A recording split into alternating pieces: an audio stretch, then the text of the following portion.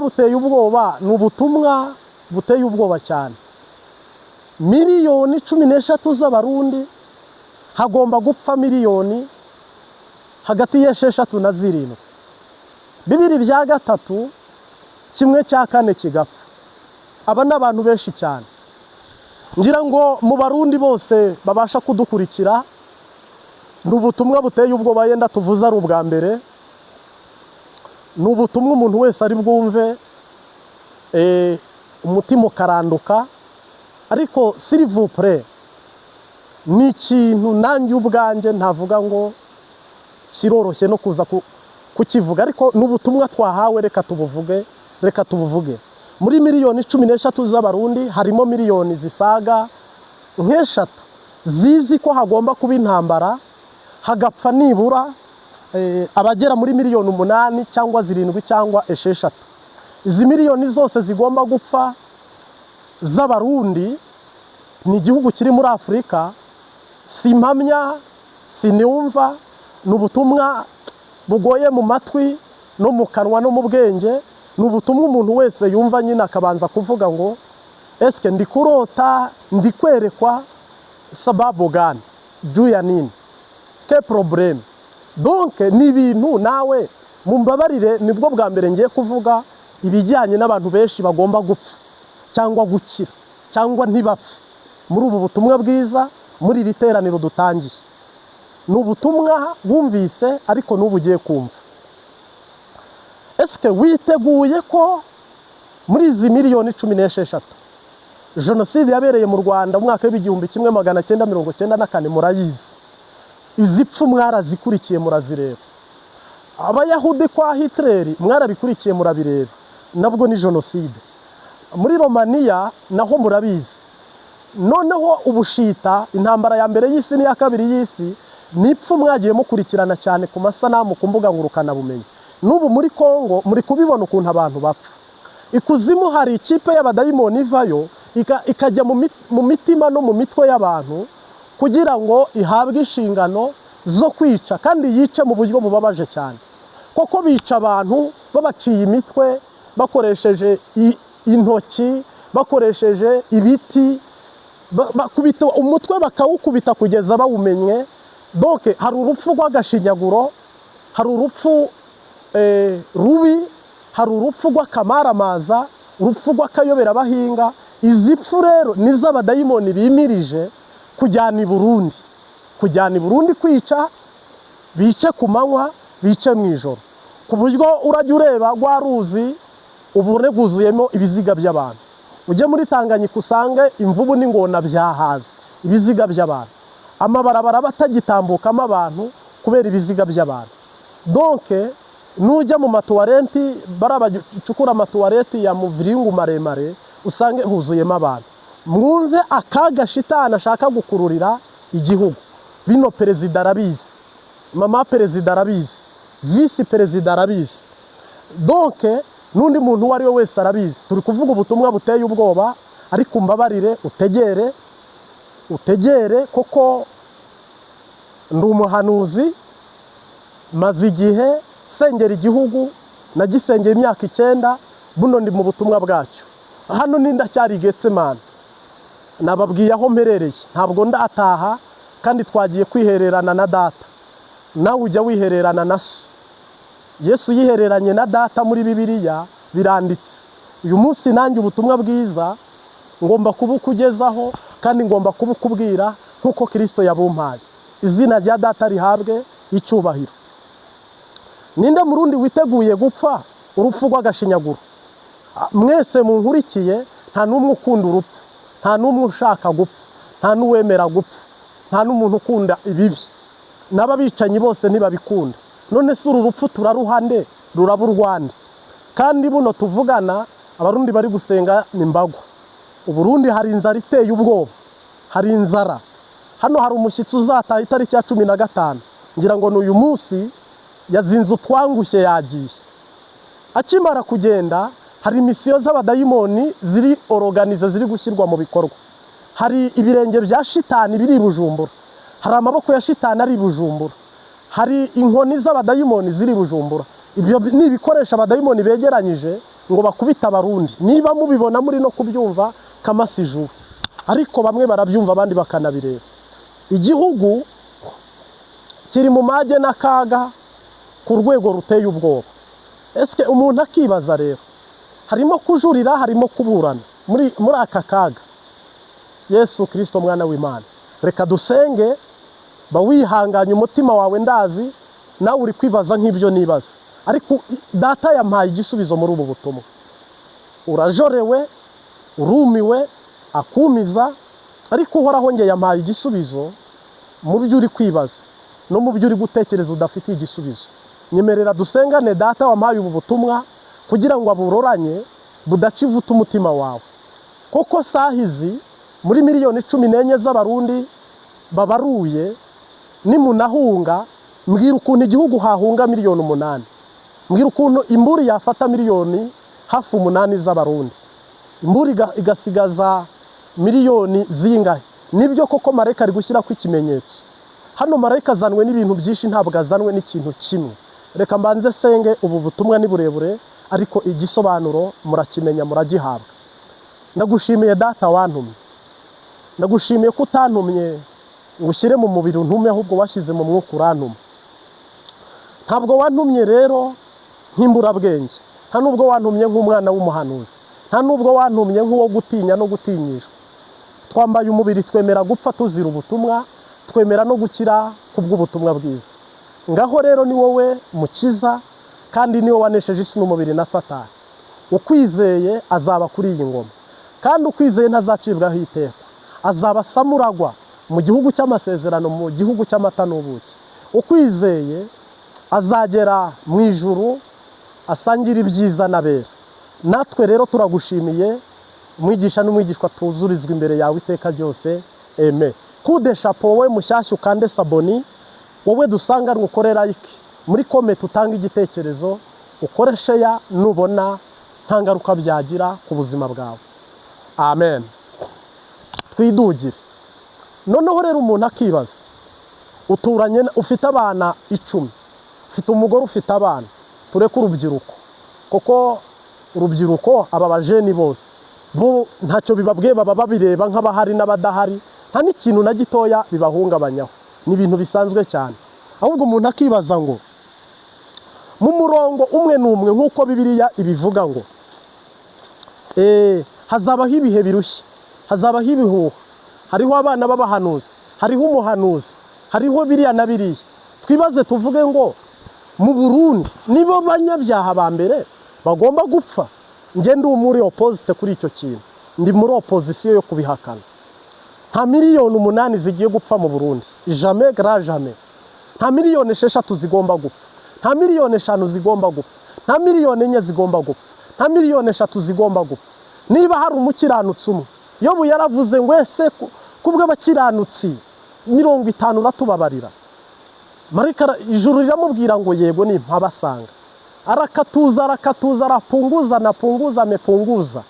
Hageze ku bantu umwe aravuga ngo ninjye usigaye mukiranutsi muri iki gihugu. Uraturimburana abanyabyaha n'abakiranutsi, ufashe inkota tugiye kubahonya. Ijuru riravuga ngo ndirahiye ntago ngiye kubahonya. Ngira ngo ababihanuye simba pinzi, ariko ndumwe wo guhanura ngewe mu gatwe kiwanje, mu gatwe kanje, mu butumwa Imana yampaye. Yesu azanwe no gukuraho sendi de defudede no kwimika. Kasitari nawe ugiye kubikora. Iyo abari niyo mbara ugiye kwimura abadede, hari kugwa benshi tukavuga ngo ibara riraguye, kuko ari umwana w'umuntu ugiye kubiroranya. Niba ari Imana iri mu ruhande rwacu, umubisha wacu ninde? Ntabwo rero izi miliyoni mwazihamba hehe? Izi miliyoni zingana uko zirapfuye, mubona mwazishyingura hehe? Bamwe bari kuvuga ngo nihapfa benshi niho tuzakira, nihapfa benshi niho tuzatera imbere. Eske mube benshi mube bake muzatera imbere, kuko ari ijambo ry'Imana ribivuze. Uhoraho ntagombera ubuke cyangwa ubwinshi, mu gutabara cyangwa mu kwica cyangwa mu gukiza. Hama rero twe dufite ubwoba. Buriya abadayimoni bavuye ikuzimu bacumbitse i Bujumbura, bakambitse i Bujumbura kwica, kuko ikambi y'abadayimoni iri i Bujumbura kugira ngo yirare mu Barundi bice. Niyo mpamvu twaduza umusozi kugira ngo dusenye kwa cinara Yesu Kristo umunyanazareti. Haleluya. Duhagaze hano muri iyo authority kugira ngo ntihaseseka amaraso, ntihameneka amaraso, kubera ko gupfa ntacyo bivuze, nta n'icyo bisobanuye. Bibiliya ivuga ngo gupfa ni inyungu ku mukristo, ariko ku munyabyaha ni igihombo. Twebwe rero twaba turi guhomba. Yesu ntafite abantu bo kwica, kandi kwica ni ikindi kintu kitoroshye cyane. Bagahini buno biteguye kwica, ariko duhagaze neza mu gusenga, turipanze mu masengesho, turipanze mu masengesho. Igihugu kiripanze cy'umwuka, ijuru rirapanze. Turabyemera koko dayimoni yavuye ikuzimu, satani iva ikuzimu, rerererere, umwanzi ava ikuzimu, kuzimu kuva ikuzimu, n'abandi benshi bava ikuzimu, zindi mbaraga zose ziraterana. Au nom de Jésus, never again, ntibizongere. Ibyabaye birahagije. Yesu ashobora kwimura amahoro akimika mu yandi. Nibyo koko, ntabwo mbijeje ntihazabura abapfa, ntihazabura n'abahura n'ingorane n'akaga, birumvikana of course, nk'uko mugenda mubibona. Ariko ntabwo twishimiye ikibi ku bandi, ntitunanejejwe n'ikibi ku bandi, kuko rendi gushika dimashi,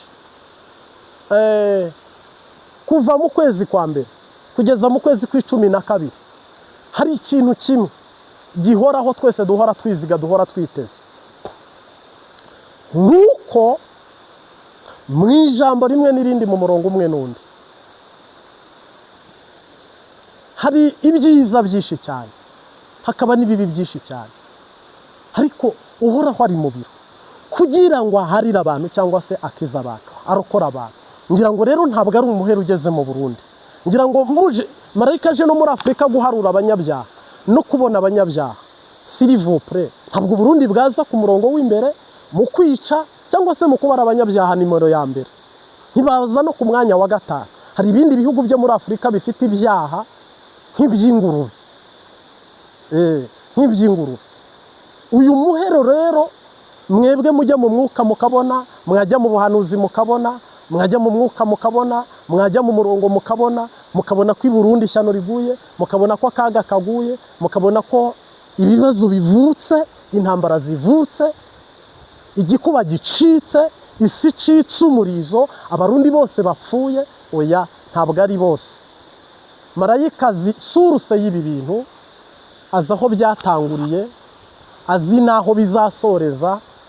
Uwiteka yitegereje, nta kintu abarirwa, nta kintu abwirwa, nta n'ikintu yerekwa, nta n'ikintu abasaba kindi, ahubwo ijuru ribizi kuruta uko tubizi, ribibona kuruta uko tubibona,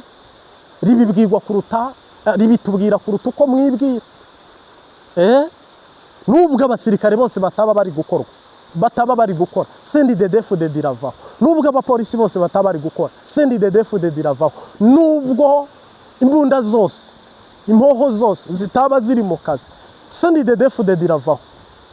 Nta kibuza abayuda gutabarwa, zabika zitabika. Ijambo nge mbabwiye, muri uku kwezi kw'icyenda musenge cyane, ukw'icumi musenge cyane, ukw'11 musenge cyane, kandi n'ubundi musanzwe musenga kudeshapa. Ariko dusenge twegereye Imana, dusenge twiringiye Data, dusenge twereka Imana, dusenge turi mu mwuka, dusambuze ibikwiye gusambuka. Hari ibyo tutazasenga ngo biveho, ariko hari n'ibyo tuzasenga bikavaho. Hari ibyo tuzasenga bikagorana kuvaho, ariko hari ibindi bigomba kuvaho. Uyu munsi wa none ntabwo twebwe Yesu yiguze iki gihugu akimenera amaraso. Ibyo mwe mwumva ko kwica abantu ari ibisanzwe, mukabona ko abantu bagiye kubaca imyanya y'ibanga, abandi bakabakata amabere, abandi bakabica urupfu rw'agashinyaguro, abandi bakabica nabi. Oya, mpamenya ko ibyo nawe ubwawe n'umwicanyi umuha uburenganzira, yavuga ataba nibapfa ariko abantu ntibapfe. Buni Burundi babahaye uburenganzira, uvuga uti Marite Profete Mimi nibamwice nabi mu buryo buntu, ariko hari undi wavuga uti baho. Nuko rero nijuru ntabwo ryaca urubanza ngo izi miliyoni zose zipfe. Nijuru rifite ikigongwe, ridufitiye impuhwe, ridufitiye umutima w'imbabazi. Mu Burundi mureme, ahubwo dusenge cyane, dushyire amavi hasi dusenge, kuko twegereje ibihe. Nayo mpamvu mbabwira ngo gatanu n'agasheri kako mukurikirana ubutumwa bwiza, kuko twimirije kuvaho kwa Sendidede no kujyaho kuyindi ngoma. hano hantu shitani ajya profita akica akarimbura akararika. Ikuzimu hari abadayimoni benshi bavuyeyo bari muri misi y'u Burundi baje kwica, bakambitse i Burundi bagomba kwica. Ibyo bintu byose nitwe tugomba kubisambura no kubisenya. Igihugu cy'amasezerano ntabwo kigomba gusesa amaraso kuri uri rwego. Habaye iki? Habuze iki? Ibya kera si byo by'ubu. Mugira ngo Burundi babanyage cyangwa batunyage? Dushimiye nyakubahwa perezida w'u Rwanda wahagaritse jenoside yakorewe abatutsi mu Rwanda. Uhoraho amuhe umugisha nabo bafatikanyije bose. Ngira ngo ni igikorwa mwese muzi kitari cyoroshye. Ariko biriya bintu wabibonesheje amaso, ninde wakifuza kongera kubibona? Ntawe. Mubyeyi wacu urambe nyakubahwa perezida wa Repubulika, Yesu yagukoresheje ibikomeye. Buno rero no mu Burundi hari abantu Imana igiye gukoresha ibimenyetso n'ibitangaza n'utwumiza. Abari mu mpimba mube maso, abari ku kivi ahantu hatandukanye mube maso, abari mu murongo mu buryo butandukanye mube maso. Koko intambwe n'umurongo, ubushobozi bw'Imana n'intambwe z'Imana, ibyo bintu byose biri gukora ubudasigana. Rero mu izina ry'Iyadutumye n'iyaduhamagaye dufite ibyiringiro ko ibintu bishobora kugenda neza. Abapfa bo mu bitegure bagomba gupfa, ibyo byo nanjye ndabihamya. Ariko ntabwo bari kuri iki gipimo mubiziho, munabivugaho, munabibonaho. Aho ntituri kumwe rwose, mbaye opposite murantunga. Noneho kandi ibi bintu kandi ngenda bibarira muri aya mezi twegereye, ndetse n'iminsi nzajya nyibabwira n'amatariki nyababwire n'ukwezi n'ibizabamo nkubabwire. Mu busanzwe umuvugishwa n'umuhanuzi dukwiye kuba uko turi. Ntabwo nkunda abantu bifata uko batari, baba abaprofete bakishyira hejuru cyangwa se bakajya no hasi cyane. Oya, ntabwo nkunda abantu mu by'imwemu babiduza bakabihanura nk'abafite ibikorwa mu ijuru bashinzwe naka. Oya, ntabwo ijuru ntabwo ryubatse nk'uko igihugu kiba cyubatse. Kumwe bavuga ngo perezida na visi perezida, ngo minisitiri w'intebe, ngo abavuga rikijyana. Bahanuzi, bavuga butumwa, bana b'abahanuzi, mwese dusangiye ubutumwa bwiza. Mwiyubare, mwigengesere, koko ubutumwa bwiza mbazanira ntabwo ari ubutumwa bwo kugira ngo muhinduke ibihazi n'ibihararumbo n'ibintu by'ibyomanzi n'ibindi ntazi. Oya, ibyo si byo Yesu yadutumye. Ubutumwa bwiza buraboneye. Urukundo ntirwirarira. Musome ziriya mbuto zo mu Bagalatiya. Urukundo, ibyamwa by'urukundo n'umwuka wera nuko ameze. Niba rero mwebwe muza mukamera nka minisitiri uri kuvuga ibintu koko perezida babyumva kumwe, biriya reverend kuri yavuga koko azi ko neva atari buvuguruze, biriya neva avuga koko ijuru suko ripanze. Ijuru ryubatse mu buryo buri seriye, buri tantifu ukuntu. Ntabwo nza hano ngo mvuge ngo Barundi murapfuye. Oya, sabanjye nibyo mvuga si ibyanjye, nabo mbwira sabanjye. Ndi indogobe, ndi mikrofone, uvuga ni uri muri iki. Rero mwende polepole na bya Mungu, mupunguze mudomo katika jina la Yesu Kristo. Mugendere mu rukundo, mugendere mu buntu, mugendere mu bwiza, mugendere mu cyubahiro cy'Imana, mu abantu b'Imana, mu bindakema, mu mico no mu myifatire. Mungu asifiwe sana. Ubu butumwa bwiza rero turagusobanurira ibyenda kuba nibigiye kuba kubwo kwimika no kwimura kwa CNDD-FDD. Ni byinshi bitari bikeye. Nuko mukwiye kwifata kugira ngo mutazapfa, nako mukwiye gusenga, nuko mukwiye guhagarara. Turagushimira rero, nturambirwe. Turi mu butumwa bwo kurokora igihugu no gucungura igihugu. Turi mu butumwa bwo kugira ngo abantu badatembanwa n'imiyaga n'imiraba. Mwe cyane ndakugumbiriye mu izina ry'Umunyanazareti. Ubu buhanuzi buteye ubwoba, ubu buhanuzi navuga bw'amarira cyangwa se bw'agakura, navuga ngo ni ubuhanuzi budasanzwe. Ariko umuntu wese yibaza akavuga ngo amaso yanjye ntashobora kureba 2/3, 1/4 2/3 bagomba gupfa. Ubu butumwa n'ubu buhanuzi ni ibintu umuntu yumva amatwi yiwe injereri zikavuga, amaso yiwe ntabashe gusobanukirwa ibyo abonye. Ngira ngo muri miliyoni 10 na zingahe z'Abarundi, imbere y'ishobora byose, miliyoni 13 zibaruye, 14 ubariyemo Abarundi bose. Twumvikane neza, ni ikintu amaso yacu, ni ikintu amatwi yacu, ni ikintu ubwenge bwacu butabasha gushyikira, butashobora gushyikira. Umuntu rero akibaza akavuga ngo none turi mu nzozi, turi mu ndoto bwoko ki? Habaye iki? Bigenze gute i Burundi? Akaga kari Burundi, ishyano riri Burundi, ni hehe ubwoba buri cyo bakiri? Ni Burundi. Ni hehe amage ari kugaragara? Ni Burundi. Ubuhanuzi buri kuvuga urupfu cyane i Burundi, uhoraho ari gusura cyane abarundi.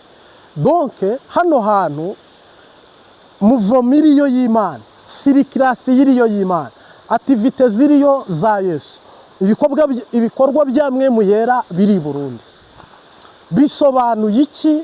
Bivuze iki ku mukristo?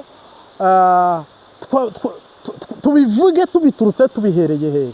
Unyumve neza rero, nzanye ubutumwa bwo nubwo buteye ubwoba, nubwo ari ubutumwa buruhije kumvwa, nubwo ari ubutumwa budasanzwe, ariko ni ngombwa ko tubuvuga, kuko muri miliyoni 13 zibaruye, hagati ya miliyoni 3 n'enye buno butumwa barabuzi ko hagomba gupfa abarundi benshi. Buno butumwa barabuzi ko hagomba guhona cyangwa guhonwa benshi. Ariko mu busanzwe nta ukunda urupfu. Bibiliya iravuga ngo icyo utakiyifuriza ntukakifurize mugenzi wawe. None twebwe rero turi mu rwego rw'uko abantu bahanura urupfu bakumva nibisanzwe, abantu babona izo pfu bakumva nibisanzwe, abantu babivuga n'amatama abiri bakumva nibisanzwe. Oya, ibi ni ibintu bidasanzwe, s'il vous plaît, ni ibintu bidasanzwe. Nje kukubwira ukuri, nje kuguhamiriza ukuri, nje gushyiraho ukuri mu izina ry'Iyampamagaye.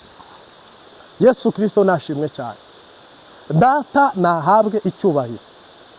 Nubwo biteye ubwoba, ntabwo ndi umuhanuzi wemeza ko muri miliyoni 14 z'abarundi miliyoni hafi 6 zigomba gupfa.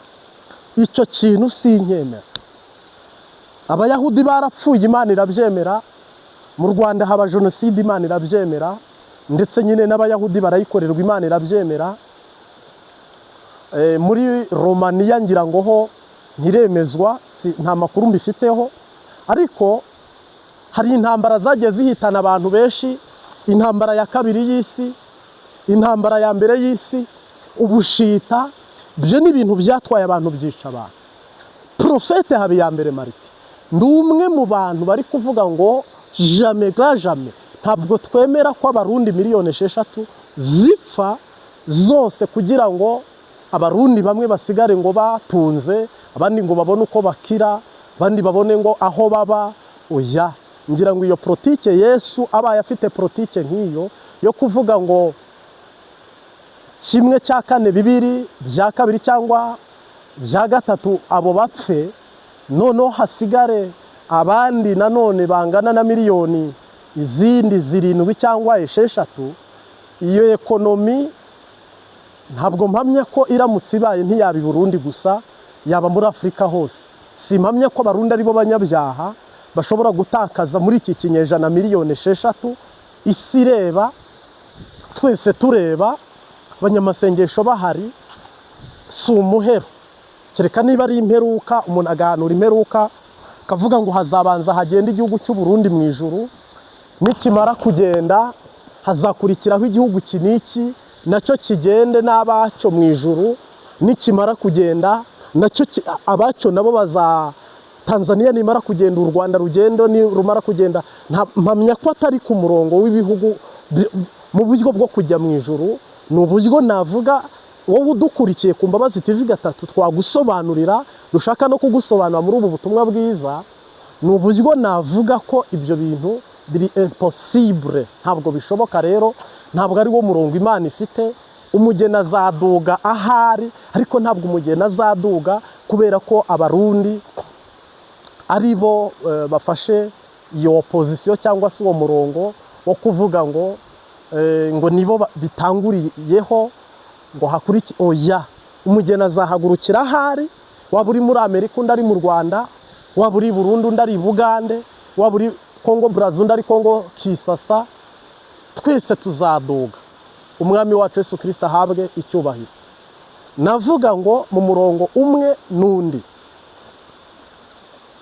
ababihanuye sinavuga ngo baratubuye, sinavuga ngo bareditinze, sinanavuga ngo baravangiwe, ariko mpamya ko iyerekwa bagize nibyo koko iyo turebye mu mwuka tubona ibintu ari danje, tukabona ari hatari. Abapfumu bakabibona, abasenga bakabibona, n'udasenga akabibona, n'indongoza babaneva mu badede nabo barabibona ko imbere bikomeye cyangwa se bigoye. N'abandi bantu batandukanye bari kubibona ko ibintu ari danje, c'est très dangereux. Mu by'ukuri ni ikintu navuga ngo cy'akayobera bahinga, ariko ntabwo Imana idacugwa nkunze, ntabwo Imana yemeye ko miliyoni 6 z'abarundi, miliyoni 7 z'abarundi bamwe babicisha umuhoro, bandi bakabatemesha ishoka, bandi bakabicisha imipanga, bandi bakabicisha ubuhiri, bandi bakabarasa amasase, bandi bakicwa n'ubwoba, bandi bakagwa mu bitaro kubw'ibikomere, bandi bagafatwa ku ngufu, bandi bagahunga, bandi bakabajugunya mu biyaga no mu migezi. Ngira ngo Imana uru rubanza ntabwo ari ko yaruciye, ko yarwanzuye, CNDD-FDD iravaho ukuri kwamye, ariko ntabwo hapfa izi miliyoni zose. Nibyo koko ntihabura abapfa, rwose bagomba no gupfa, victime z'intambara ntizibura, ibitambo ntibibura, ariko n'uwasenze neza Imana izamuhagararaho. Ariko ntabwo ari miliyoni, sina miliyoni 2, sina miliyoni 3, sina miliyoni 4, nta nubwo ari miliyoni 5. Ndahumuriza abarundi, muhagarare bwuma musenge, ntabwo ari mwe mwakoze ibyaha gusa. Yesu arakicaye ku ntebe y'imbabazi. Ahubwo njyewe ikintu nahanuye, ikintu nemanga, nuko CNDD-FDD kurahira kwayo cyangwa imikorere yayo ntabwo yanogeye Imana, ntiyahwanye n'Imana. Ariko nabwo Yesu ntabwo ari buzana inkota ngo yice abasendidede bose, ntabwo ari burase imbonera kure zose, abakenyera rugamba bose, ntabwo ari bubasukemo urusoro ngo abice kubera ko bakoze nabi. Oya, banyiri gukora nabi barahanwa, bamwe bafungwa, abandi bapfe, abandi bamburwe, abandi bahure n'ibindi bibazo bitandukanye, n'ubwami bujye mwundi, ndetse n'iyindi organization ikomeze y'ubwami bwa Dawidi. Ariko ntabwo ndi umuhanuzi wo kuvuga ngo Uhoraho aje kugera mu nkoko cyangwa mu kibo abantu bagezemo aje kubitura umujinya n'uburakari. Nibyo koko abarundi bakoresheje kiranka, bizera Ryangombe, basenga Imana ya kiranka, bapfukamira Bayari, abantu ntibizera Kristo ko bikwiye. S'il vous plaît, ibyo byose birumvikana, ariko ntabwo bisobanuye, nta nubwo bivuze, nta nubwo bihagaze ku murongo w'uko abarundi bose bagiye gupfa ngo bahagarare babiri byunzwe, babiri yashu ko bagiye gupfa. Ubwo bisobanuye ko umugore wawe uri mu rugo, ubwo wowe uneze ugutwi unkurikiye, ubona harokoka bangahe Imana itwaye miliyoni 8 z'abarundi bagapfa? 2/3 cyangwa se 1/4, 2/2 cyangwa 1/3. Mu mibare uko wayibara sinkuzi, ariko se 1/2 cy'abarundi gipfuye cyangwa 1/3 cy'abarundi gipfuye, hasigara bangahe? Ese urumva warokoka? Koko nta numwe muri mwe wemera gupfa. Yesu ugeze abwira abantu ngo munywere ku gikombe nkweraho, benshi cyarabananiye. Ni munkurikire mwiyange mwikorera umusaraba. Murazi mwese aho bitugeze byaratugoye, byaratunaniye. Ninde murundi wemeye gupfa? Ninde uri disponible gupfa? Ninde witeguye gupfa? Ninde witeguye utwumiza two kujugunwa mu ntare? Yesu akura abadayimoni kuzimu bazi kwica nabi. Kandi mujya mubona amasanamu yo muri Kongo, mwabonye n'amasanamu yo muri 94 mu Rwanda, ni Burundi harayo mwabonye. Mubona ko abadayimoni hari abantu batoranwa kwica, hari abantu batoranwa kwicwa, hari n'abatoranwa kwica. Wahitamo iki? Watora iki? Hano turi kuvuga ibikomeye, wihangane n'ibiteye ubwoba. S'il vous plaît, wahitamo iki? Nge nahitamo iki? Nge ndi umwe wahitamo kwicwa aho kugira ngo mpitemo kwica, nahitamo kwicwa. Ariko urupfu ndi umwe wahitamo urupfu, sinatora urwo mbonye urupfu rwo ari rwo rwose umuntu abaye ahitamo urupfu. Hari urupfu rw'agashinyaguro, hari urupfu rw'umubabaro. Ninde murundi rero mwese turabihanura tukabivuga, murundi wese agasimbira ko ngo Yesu naze yice. Nanjye nabyumvise, narabirose, narabyeretswe, narabibwiwe. Umuntu wese akaba ari mu murongo ngo witeguye kuba yavuga ngo nanjye ndi umwe mu bapfu. Njyewe rero suko ndi kubibara, nta murundi witeguye gupfa.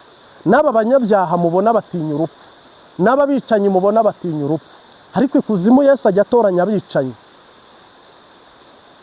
ajya atoranya abadayimoni bashinzwe kwica, noneho bakinjira mu bantu bazima, wa muntu agahinduka umwicanyi, noneho akaba ari ujya kwica abantu urupfu rw'agashinyaguro. Mwabonye amasanamu y'uburyo abantu bica kandi bica nabi. Uyu munsi wa none rero sindi siri, sindi seriye, nta nubwo nemanga ko mwiteguye kwicwa no gupfa ipfu nk'izi zishingiye ku badayimoni. Icya mbere, ntabwo uru rupfu turi kuvuga, turi guhanura, si urupfu rw'abageni bagiye mu ijuru. Ni urupfu rw'akababaro, ni urupfu rw'agashinyaguro. Mu bitega amatwi, hari umuntu usimbira ko akavuga ngo tuzicwa n'inzara. Inzara wanarisha, inzara wanywa amazi ugapfa ukererewe, ariko inzara ntiwapfa no gupfa. Wajya no mu bibisi ugahekenya, wajya no mu byo kunywa ukanwa. Donke n'amasasu yica neza, buriya nta masasu yica nabi. Wo barashe misire w'abatomboye nko muri Korea ya ruguru, mwabonye ko Kim abarasisha misire aho Felicitation. Uyu munsi wa none uzi urupfu abantu bagomba gupfa mu Burundi ari uruhu, nta rwuzi, nanjye nta rwonzi. Ese mu Burundi wagize ngo hazapfa abagore gusa cyangwa abagabo gusa? Wagize ngo hazapfa bariya bari mu mpimba gusa cyangwa hazapfa ababi gusa? Oya, Yesu ntari kurobanura ababi ngo abari bo yica, ntari no kurobanura abeza ngo abari bo yica, ahubwo ari gukuraho ubwamakimika ubundi mwikitiranye ibintu. Ibyo bintu rero ntabwo bihagaze mu murongo navuga wo kugira ngo tubwire abantu ngo imigezi igiye kuzura abantu, ingona zirye, imvubu zihage, ibisiga bihage, imbwa zihage. Njya mbona abantu bashyizeho tamuneri zitandukanye ko ibisiga n'inkongoro bigiye kunywa amaraso bikiyongeza ayandi. Ngira ngo rero nagaterera nzambakanye na wanzamba. Barundi kazi, niba usenga hagarara muri uyu murongo uteye uko.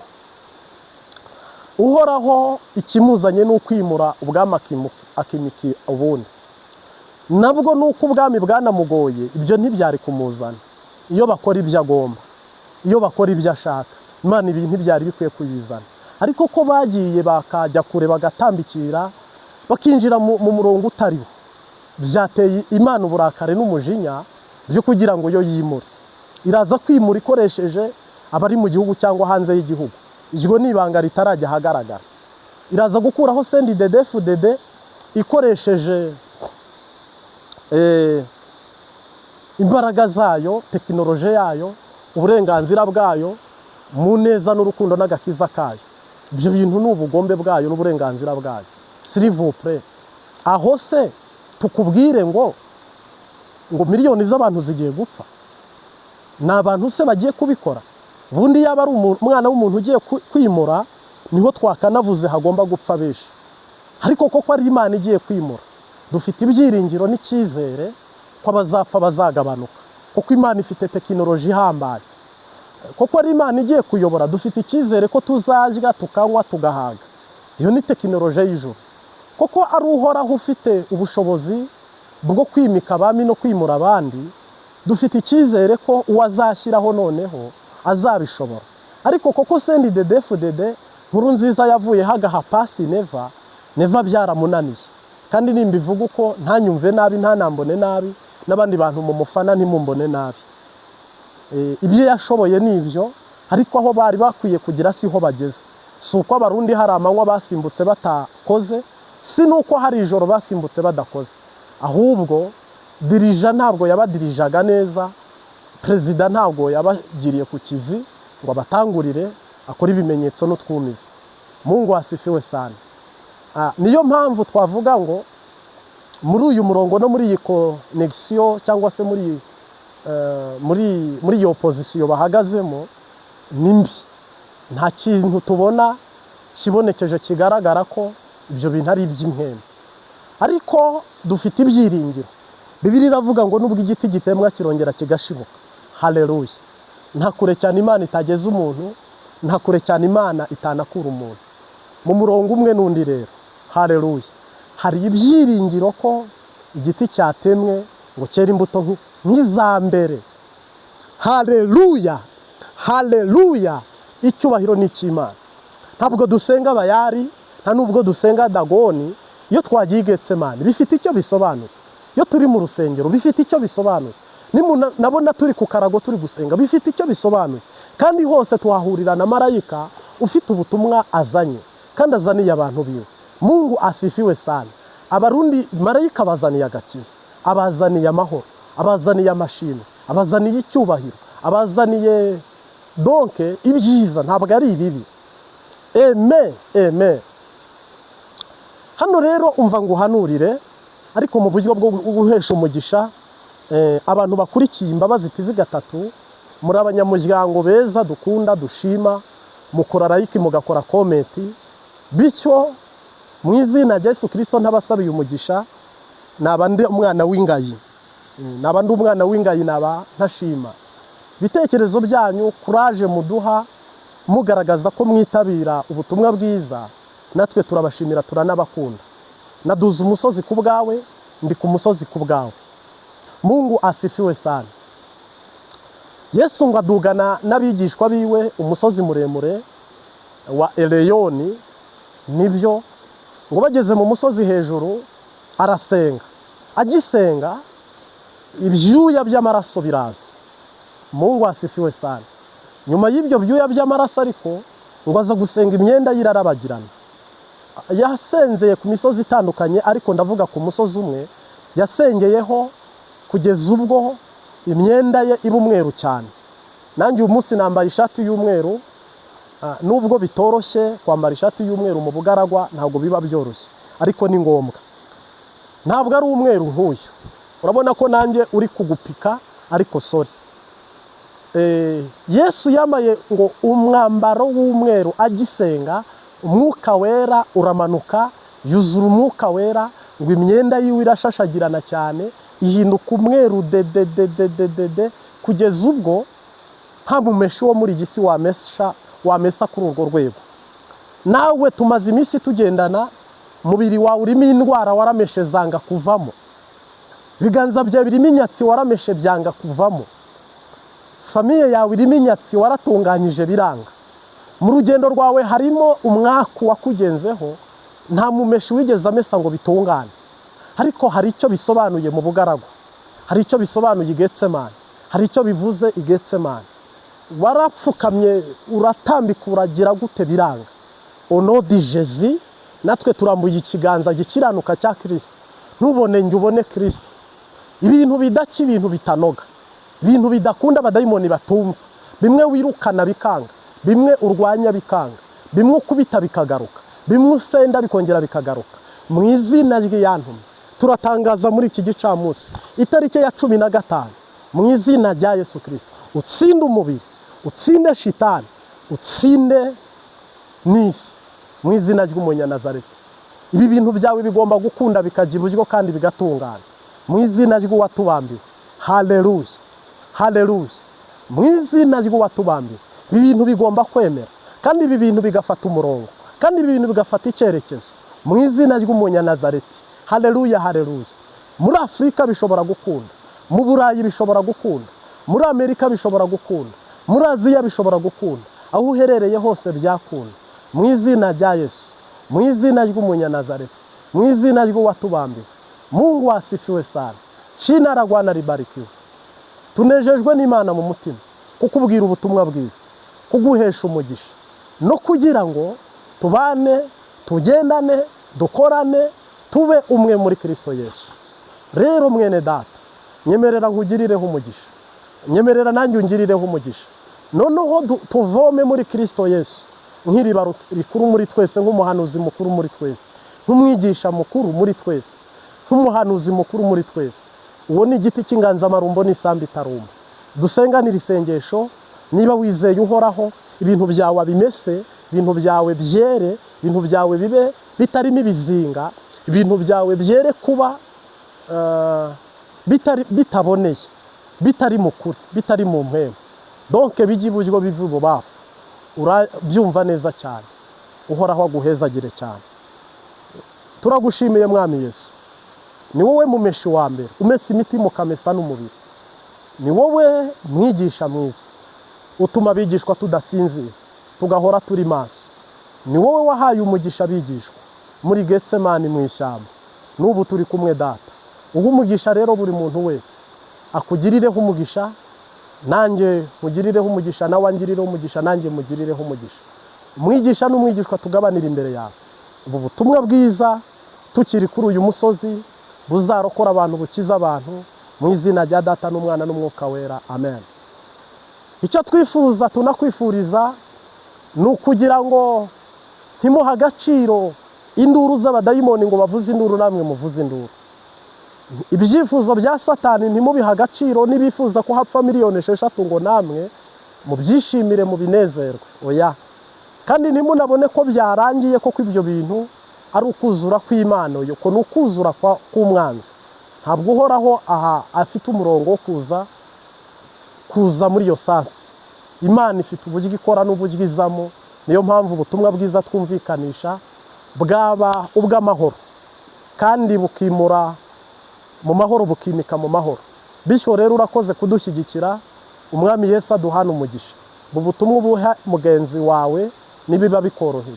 Ibindi bisiga ubutumwa bwacu ngira ngo nubugaruka buri munsi. Nge mwari kumwe ni Profete Martin. Ndagushimiye mu izina ry'Umunyanazareti.